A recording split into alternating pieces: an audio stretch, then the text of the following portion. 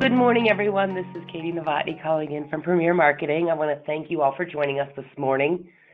We are super excited to have an underwriting call today. Today we are joined by Tony Clark, the Regional Vice President of Sales, and Chris Pike, who is the Underwriting Manager of AETNA. As we all know, declines are probably the worst part about our business. We all work hard to make the sale, and then we can't get it through and get that policy that the client wants. So what we thought was we would do is have a presentation done by Chris, and then we'll do some question and answer sessions at the end. So if there's something you've always been wondering, things that you just really want to address, and we have Chris, of course, for the underwriting side, and then Tony from sales. So with that, Tony, would you like to kick us off? Sure can. Thanks, Katie. I appreciate you. Appreciate Premier Senior Marketing and you folks there that work specifically with the short-term care products with us.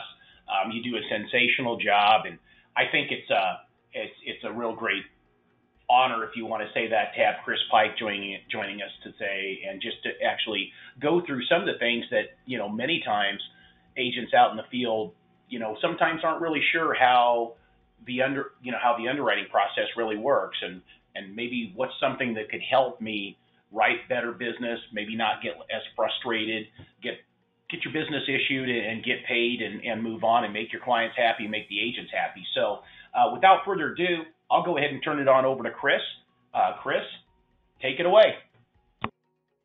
Tony, Katie, both of you, appreciate the invitation, and we were chatting before the presentation started about just the opportunity, any opportunity that myself or my underwriting consultants get to share information in front of an agency group, whether one of these days we'll get to do it back in person, I sure hope, but at least through these type of webinars, we want to take full advantage, because making sure you have the understanding and the right expectation of how the process works allows you to tee that up for your customers. And so that's our goal, is to make sure as often as possible we kind of match those expectations that are set.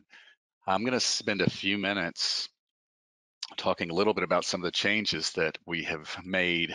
I say changes, just sort of a kind of a 2-year look back from when I started working with Aetna back in early 2019 to where we sit today, and walk through the process a little bit. And then there were a couple of items where I had gotten some feedback that agents maybe were having some questions about. I think one is related to the connective tissue disorders, and so we'll provide some clarification, I hope, around that. And then another had to do with the applications that contain questions surrounding diagnostic testing.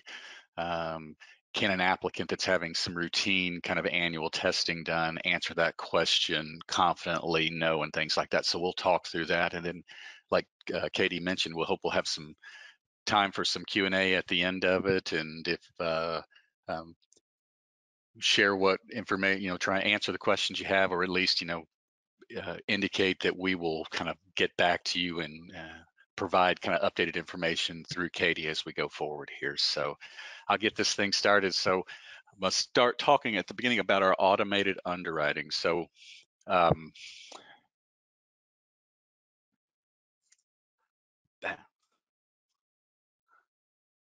we go. We had a prior vendor that we used to work with, and so in early 2019 we moved to the process with the idea of how can we return more point of sale final decisions, either be able to say yes or no at point of sale. How can we eliminate the need to do kind of a full health telephone interview for certain applications where we were doing that, and really trying to update the customer experience and improve things? So we developed this automated underwriting engine, which all applications today go through. So that's whether it's our MedSup applications as well as the all of our ancillary products, which include the short-term care, the recovery care, and the home care products, all of these go through our automated underwriting process. First thing that happens, whether you send a paper application in or whether we receive the electronic applications, that is the first thing that happens. And then all have been, that engine has been calibrated. It really reflects our underwriting philosophy. It reflects the amount of risk we intend to take across all of our products. It matches up with the health questions on all of our applications, all of the different time frames. We've calibrated the rules to apply there, and certainly supports the guidelines. And then, of course, the drug list continues to, we update that as is needed. But so we started this back in 2019, and so these figures here are, I want to say, end of 2020 type of numbers here. But just when the data source we're using now, you may have heard the name Milliman. They provide the prescription and or medical claim information. And a clarification here, we use both prescription and medical claim data on our MedSup and our FE business, but we don't use it on these products. But about 92% of the time we get information back. The RX is really, really high. The prescription history, the number of data sources that Milliman is contracted with, if there's information out there, we typically are going to get some type of information back if they've had a prescription fill within, I want to say we go back 7 years on that.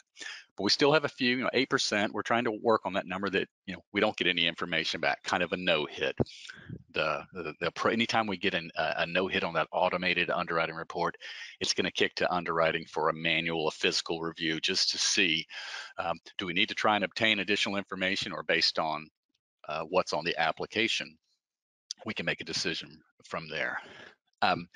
The 52% number you see in the middle there, that's across all applications. I'm going to show you some data around these two particular products here in just a second that is pretty impressive, and we're still continuing to tweak on that to try and improve it. But we give an immediate auto decision 52% of the time, approve or decline, just right out of the gate. You hit the e-app and submit, you should have a decision back on your enrollment tracker. You'll receive that decision back in 5 minutes or less. Often it's much quicker than that, but we like to say 5 minutes or less, just because of internet traffic and retrieving the data back and forth and things like that. But you're going to get a decision across all our products at least 50% of the time. I want to say on these other two products, it's a much higher percentage. And then from looking at that, as those initial decisions we make, almost 9 out of 10 times we say yes when we are able to make that auto decision. So we've really seen, what I would say just positive. I mean, it had a really positive impact when we started this, and we've continued to build and build to try and what I would call just perfect our secret sauce, and allows us to really manage the business as it's coming in from an underwriting standpoint. Again, we're automating these decisions and we're not taking on any additional risk. So as I mentioned earlier, we wanted to get to that point of sale decision, and just to get that decision to you. Use the e-app. The majority of these applications are coming in via the electronic app. Continue to do that. We don't do the telephone interview. Should an application kick to an underwriter for a manual review, typically you would see it's a medication that can be used for multiple purposes, and we want to confirm the usage of that medication. Typically, we may need to ask 1 or 2 quick questions of the customer, and we can get those done in about 5 minutes. I mean, we really are trying to speed that process up when we have to do a manual review, and we're still looking at ways to enhance that process. But what I want you to pay attention to on the right side is, if you think about our all of our products, we set our auto decision rules up really just sort of like the traffic light. Green for go, yellow is review, red for decline. And if you look at the Home Care Plus product there, and then look down at the Recovery Care under the RC, you see that on all of the application submissions, 9.6 times out of 10, we say yes automatically on the home care product. I mean, that's pretty high. So if you have an applicant and that's the product that best fits the situation, we're going to auto approve that the vast majority of the time, and you can have a very, very, very high level of confidence that that's going to happen. Again, and make sure they qualify for the product, do your field underwriting, ask all the questions on the applications, confirm current medications or medication usage with any of the time frames on the application, but most of those are 12-month questions anyway. And then the recovery care product down there, 77% of the time we do say yes, and about 5% of the time we say no on those. There's some other additional underwriting involved, more so than the home care product, but still almost 8 out of 10 times right out of the gate when you hit submit, you're going to get a yes decision back. So all of that to say is when these fit the customer's needs, you can have a high level of confidence that if you submit the application to Aetna, we're going to give you an auto decision. And 8 out of 10 times or better, we're going to say yes. So that happens, and we still utilize our underwriting guidelines. I mean, we've not changed our guidelines. We're not taking on additional risks. This is just a good process we have in place that's designed to help you guys out. Come on now. I get questions every now and then about, should a customer be declined? What can they do for it to be reconsidered, especially when it's an auto decline? So when we make that point of sale decision and it comes back no, an underwriter's not looked at that application, and we don't intend for them to take a look at it. The decision was driven solely based on information in that consumer report, and it's going to be a medication on the drug list that they are taking that falls within the time frame, and it's either treating the condition that they have, it's specific to a condition, or any amount of that medication is always declinable. That's the only way that auto decline is going to happen. And so when that does happen, you we get contacted, we'll provide the decline reason, and then often what we have to do is the customer needs to obtain a copy of this consumer report just to verify the accuracy of the information. And there's some instructions in here around how to access that information. Here's the address that they can, the way to contact Milliman and get a copy of the consumer report. You leave some demographic information, and then they reach out and send them the sort of what we call the consumer report, which is a summary of just all the prescription history that we have over a 7-year period for them. It's worth it for them to view that almost like a credit report, if you think about that, because this is the information that, I don't know how others utilize this type of data, but we pull this information on every single application coming through. So I would certainly want to make sure what somebody's looking at for me is in fact accurate. We don't need doctor's statements, anything like that, should the customer want to kind of dispute something, because simply these auto declines are going to be driven by what we've got off of that consumer report. They can work with the vendor if there's a discrepancy, and should Milliman remove information from their history report, they send an updated copy of that report to the consumer, and they also send us an updated version of that report so we can reconsider that application, and if possible, we'll go ahead and approve that, assuming the medication that was removed was what in fact led to the decline. So I mean, we've got, there's some ways to do it, but we do ask they contact Milliman to obtain that information. I highlighted the website. That is the quickest way for the customer to get in line to have that information returned to them.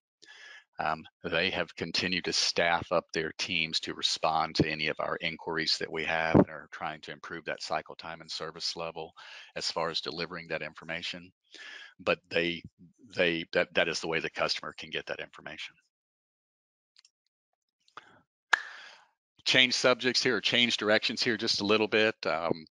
Think about on a recovery care app, there's questions about what connective tissue disorders being an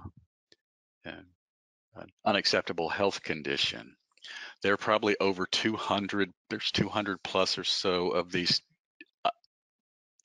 connective tissue disorders that would fall under that question on the application, but wanted to clarify that there are 3 that we do consider and on a case-by-case basis, but that we will accept. And it's whether if the applicant's been diagnosed and taking treatment for fibromyalgia, for polymyalgia, and or rheumatoid arthritis.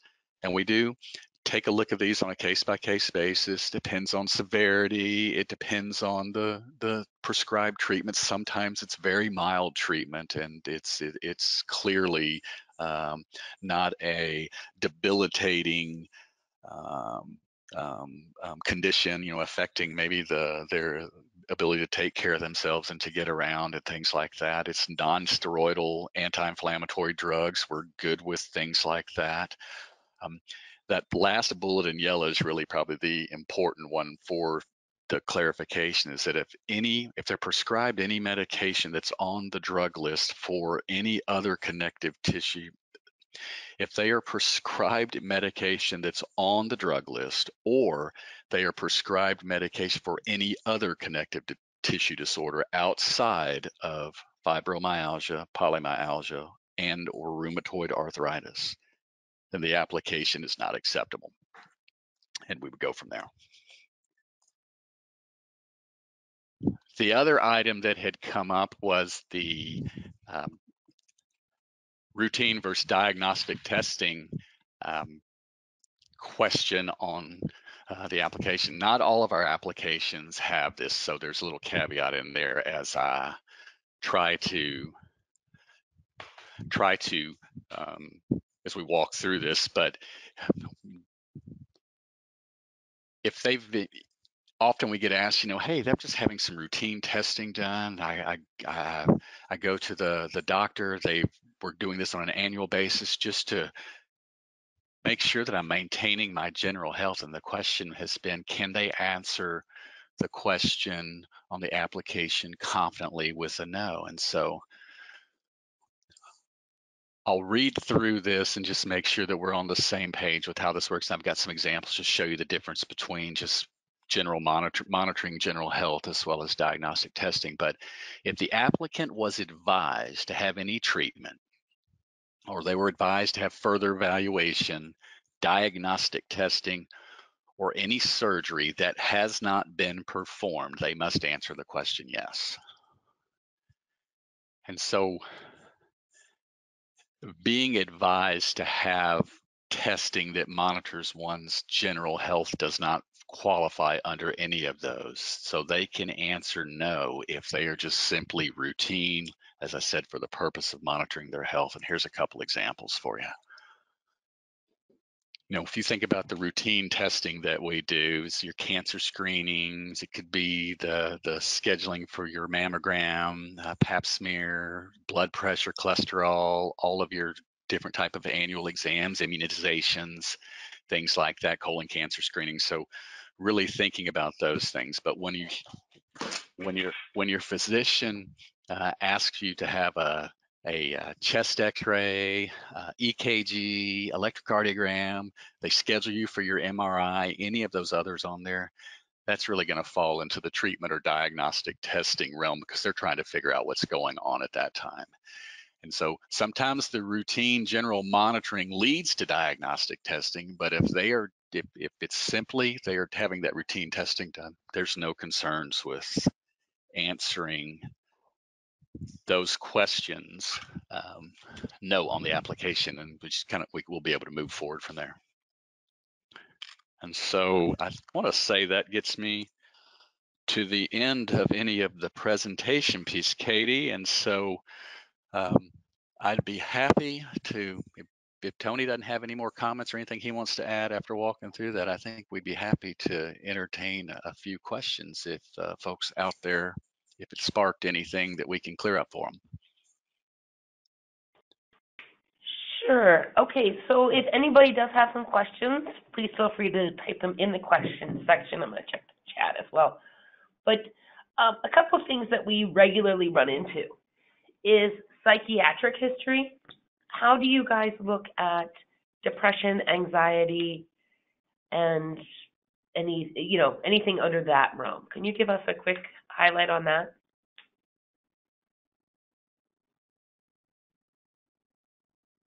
Can you hear me? Sorry, Katie, I had myself on mute there real Oh, quick. it's okay.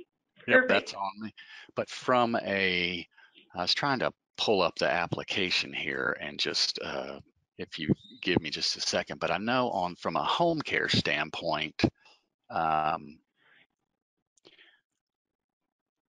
may be seeing me get into the secret sauce here a little bit.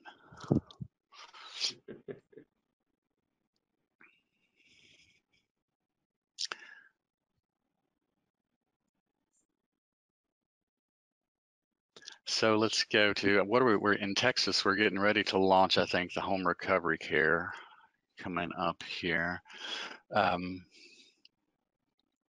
As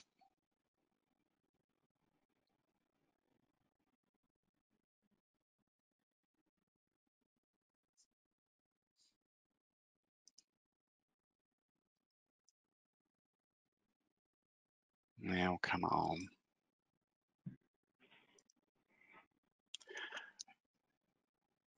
You are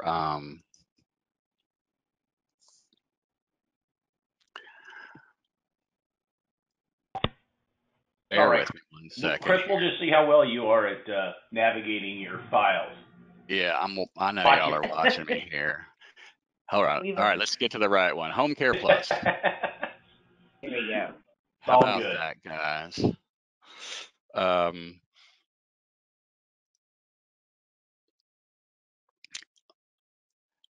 The answer is going to be, if you look through the questions, there's not going to be anything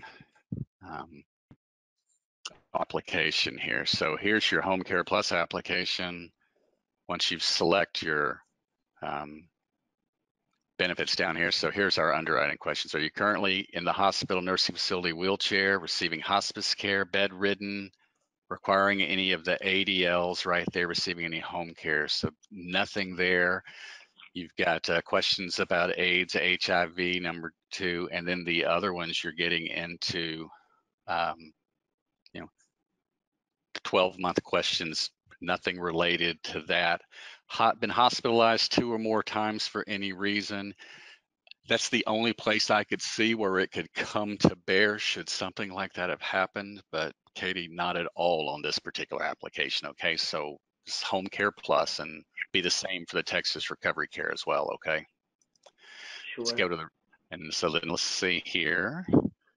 One more time. Go down here to your recovery care application. And I would just, I did better that time, didn't I? I'm getting the information up. Same situation here. Question number 1 is pretty much identical. You've got some 36-month questions, so you're going to get into, here's number 2C, I think is what you'd pay attention to. It's a 3-year type of question.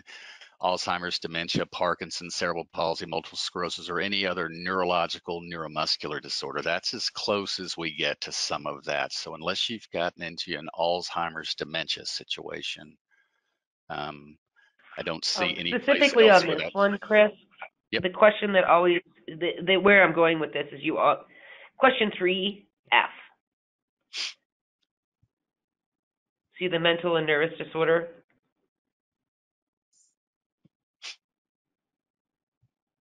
I'm reading it. Can you see it?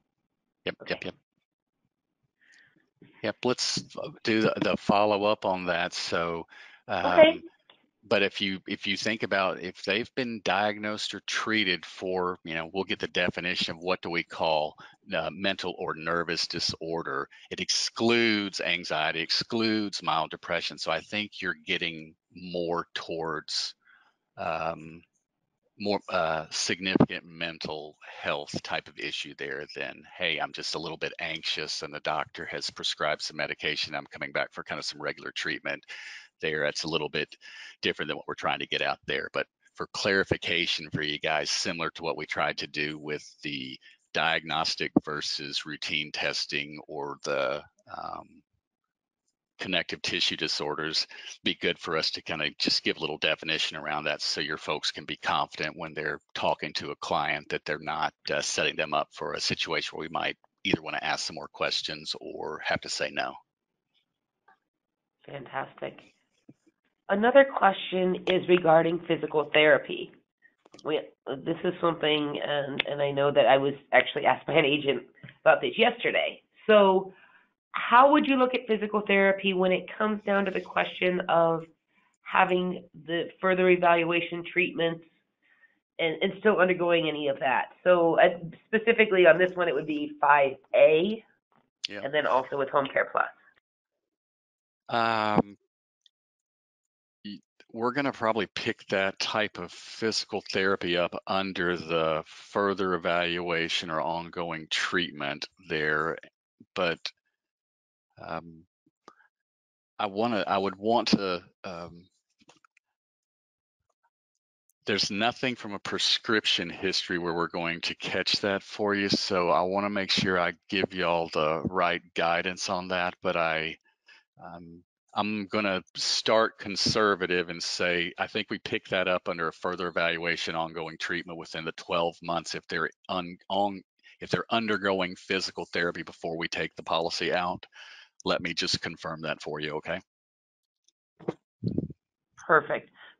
As a follow-up, the question would also be then, once they completed the physical therapy, is there any kind of wait?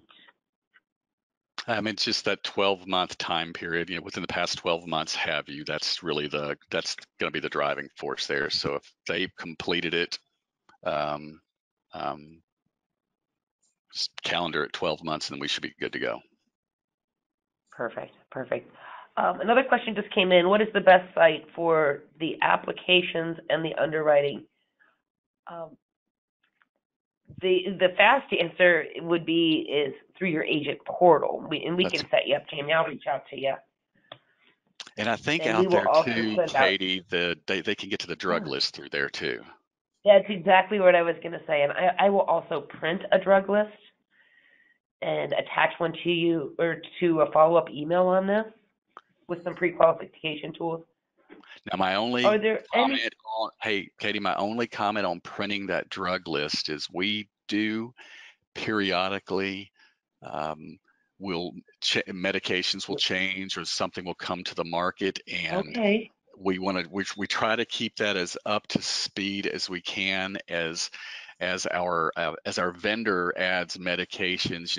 We often will see it pop on a report before we've had it added to that physical drug list. So the printed copy is probably good that day is all I'm saying. It's going to be, for the most part, where it doesn't happen on a frequent basis, but there could be a time where we have additional medications that have yet to be updated there. So just heads up there. No, I appreciate that. Are there any other tools you would recommend regarding looking at these products? Well, I'm guessing the question is regarding sales and underwriting. So, Tony, do you have anything that you'd like to add on a marketing side? I would say, really the best thing to use is if an agent can go in and use the agent portal. I mean, not only is that where you can track all your business, but again, like the drug list is there. That's where the tools are. If anybody's interested in getting, looking at applications or so forth, again, if you go in there to our agent portal, you can actually download and look at all the marketing pieces, everything from the brochure to the application, exclusions, limitations, and all those things. So, and print a copy if you wanted to, or just save them or just view them. So the drug list is right there as well. And I think that's honestly going to be your best tools to use out there. That's really all that really comes to mind, that I can think of. Perfect. Well, and just, as we said, Katie, earlier, just from the underwriting standpoint, take the time when you're visiting with the client to just this is the underwriter in me clearly coming out. Just take the time and ask the questions. Some of those are detailed, and just to make sure we have the best picture and we can place the client in the product they really qualify for. That's I won't beat that dead horse. Y'all get it, but that's the best advice I can get. That check the drug list and submit the e-app, and we'll match. We'll have the best experience with these. Perfect. Perfect. Well, Chris, you did such a great job. I think everybody's typed in their questions, and you must have handled the rest in your presentation. So we do appreciate it, and I appreciate everybody taking the time to join us today. If you have additional questions, please feel free to reach out. Give us a call. Mandy and I are more than happy to help you. If there's something that we're not sure of, I'm sure Chris and Tony would be more than happy to assist if anything that we have further. So with that being said, Chris and Tony, thank you so very much. I very much appreciate these calls. And everyone have a great day. Thanks for having us, Katie. Appreciate it. Thanks, everybody, for joining. Absolutely. Take care, guys. Goodbye. All right, you too. Thank you.